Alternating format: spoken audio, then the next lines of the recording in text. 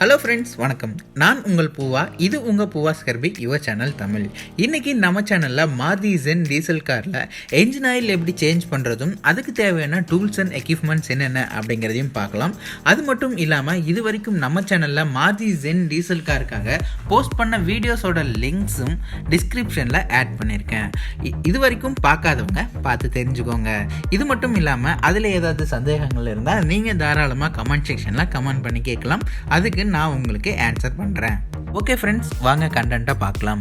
Engine drain போல்ட்டை remove பண்ண 21.3 பாக்ஸும் கூடவே L ராடும் தேவைங்க.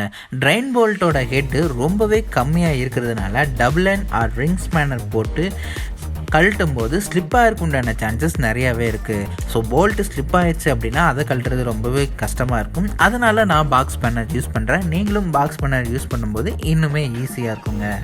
மாருதி ஜென் டீசல் காரோட கிரவுண்ட் கிளியரன்ஸ் ரொம்பவே கம்மியாக இருக்கிறதுனால without jack and without ramp இல்லாமல் நம்ம இன்ஜின் ஆயில் சேஞ்ச் பண்ணுறங்கிறது ரொம்பவே கஷ்டமான விஷயந்தான். இதே மாதிரி தான் லாஸ்ட் டைம் நம்ம கீர் பாக்ஸ் ஆயில் சேஞ்ச் பண்ணும்போது இந்த ப்ராப்ளமை ஃபேஸ் பண்ணணும். இப்போவும் ஃபேஸ் பண்ணி தான் ஆகணும். அதனால் நான் ஆல்ரெடி ட்ரைன் போல்ட்டை லூஸ் பண்ணி வச்சுட்டேன்.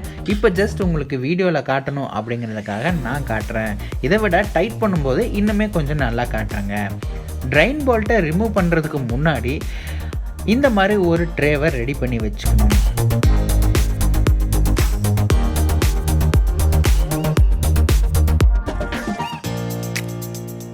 ஆயில் ஃபுல்லாக ட்ரைன் ஆனதும் ட்ரைன் போல்ட்டை போட்டு பாக்ஸ் யூஸ் பண்ணி டைட் பண்ணிடணும். டைட் பண்ணுற இடத்துல இருக்கிற ஆயிலை ஒரு சுத்தமான துணி வச்சு துடைக்கணும். அது எதுக்காக அப்படின்னு கேட்டிங்கன்னா, நம்ம ஆயில் ரீஃபில் பண்ணினதுக்கப்புறம் ட்ரைன் போல்ட்டில் ஆயில் லீக் இருக்குதா இல்லையா அப்படின்னு கன்ஃபார்ம் பண்ணுறதுக்காக தான் நம்ம அதை துடைக்கணும் அப்படிங்கிறோங்க. இப்போது ட்ரைன் போல்ட்டை போட்டு டைட் பண்ணியாச்சு. என்ஜின் ஆயில் ரீஃபில் பண்ணுறதுக்கு முன்னாடி ஆயில் ஃபில்டரை நம்ம ரீப்ளேஸ் பண்ணி ஆகணும். அது எப்படி ரீப்ளேஸ் பண்ணுறதுன்னு பார்க்கலாம் வாங்க. ஆயில் ஃபில்டர் ரிமூவ் பண்ண விஞ்ச் இருக்குது. அதை யூஸ் பண்ணி தான் ரிமூவ் பண்ணணும். பட் விஞ்ச் இல்லாமல் நம்மளால் ஆயில் ஃபில்டரை கழட்ட முடியும். சாரி ஃப்ரெண்ட்ஸ், நான் எப்படி ஆயில் ஃபில்டரை கழட்டினேன் அப்படிங்கிற வீடியோவை எடுக்காமல் விட்டுட்டேன்.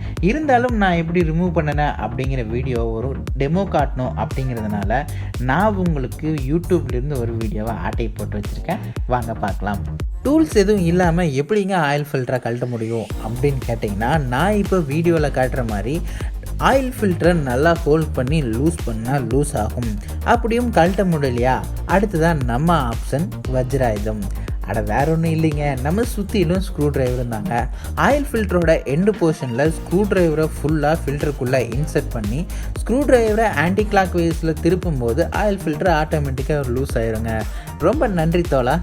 இப்போது ஆயில் ஃபில்டர் எந்த லொக்கேஷனில் இருக்குன்னு பார்த்தாச்சு. அது மட்டும் இல்லாமல் ஆயில் ஃபில்டரை எப்படி கழட்டுறதுன்னு பார்த்து ஆயில் ஃபில்டரும் கழட்டியாச்சு. அடுத்ததான் நியூ ஆயில் ஃபில்டரை ஃபிக்ஸ் பண்ணணும் அப்படின்னா நம்ம காருக்கு கீழே போய் அதே லொக்கேஷனில் கிளாக் வைஸில் ஆயில் ஃபில்டரை வச்சு ஃபிக்ஸ் பண்ணும்போது ஆயில் ஃபில்டர் ஆட்டோமேட்டிக்காக டைட் ஆயிருங்க. அந்த த்ரெட்டு ரொம்பவே சாஃப்டாக இருக்கும். ஸோ பார்த்து ராங் த்ரெட் போடாமல் யூஸ் பண்ணணும்.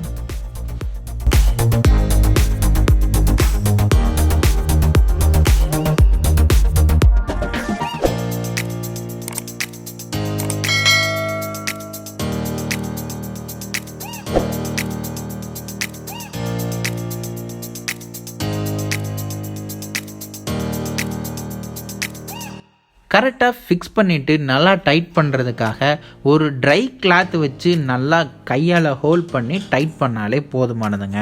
ஆயில் ஃபில்டர் ஃபிக்ஸ் பண்ணிவிட்டு அந்த இடத்த சுற்றியும் நம்ம எப்பவும் போல் துணியை வச்சு தொடச்சி விடணும். இதுவும் அதே ஆயில் லீக் இருக்கா இல்லையா அப்படின்னு டெஸ்ட் பண்ணுறதுக்காகத்தான்.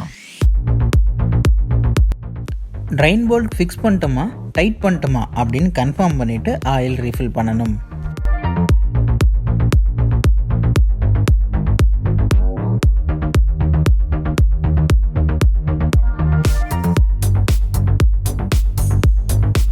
ஓகே ஃப்ரெண்ட்ஸ், ஃபைனலாக ஆயில் ரீஃபில் பண்ணியாச்சு.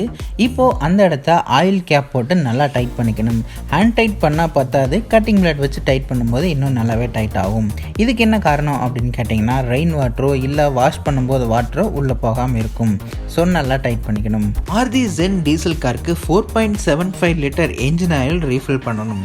என்ன கிரேட் ஆயில் ரீஃபில் பண்ணலாம் அப்படின்னு என்கிட்ட சஜஷன் கேட்டிங்கன்னா, நான் கேஸ்ட்ரால் 15W30 ஆயில் ரீப்ளேஸ் பண்ணலாம் அப்படின்னு சொல்லி நான் சொல்லுவேங்க. ஏன்னா எப்போவுமே கேஸ்ட்ரால் ஆயிலோட பர்ஃபார்மன்ஸ் நல்லாயிருக்கும். அந்த ஒரு காரணத்தினால தான் நான் கேஸ்ட்ரால் ரெக்கமெண்ட் பண்ணுறேன். இது போன்ற இன்னும் பல தகவல்களை தெரிஞ்சுக்கணுமா நம்ம சேனலுக்கு சப்ஸ்கிரைப் பண்ணுங்கள். கூடவே பெல் ஐக்கானையும் கிளிக் பண்ணி அதில் ஆல்னு செட் பண்ணிக்கோங்க. அப்போ தான் நான் போஸ்ட் பண்ணுற வீடியோஸோட நோட்டிஃபிகேஷன் உடனுக்குடன் உங்களை வந்து சேரும். நான் உங்கள் பூவா. இது உங்கள் பூவாஸ் கர்பி your channel Tamil. Thank you for வாட்சிங்.